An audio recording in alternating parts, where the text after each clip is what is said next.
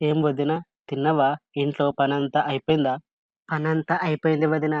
అదంతా సరే కానీ నువ్వేంటి ఇలా వచ్చావు? ఏమన్నా విషయమా ఏంటి ఈరోజు? ఆ! విషయం లేదేం లేదు వదినా. ఏదో నీతో కాసేపు అలా కబుర్లు చెప్పుదామనొచ్చిన అంతే. అవునా? సరే సరేలే.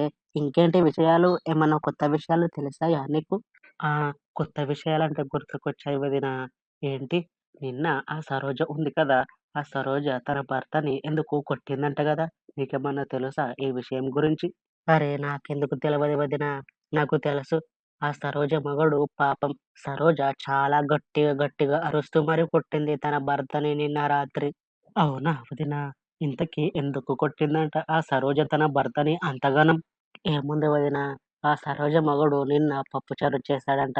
పప్పుచారులో ఉప్పు చాలా ఎక్కువ వేశాడంట. నీకు పప్పుచారు గూడా సక్కగా చేయనీకి రాదా అని ఆ సరోజ తన భర్తని మస్తు కొట్టిందంట వదినా. పాపం సరోజ మొగుడు.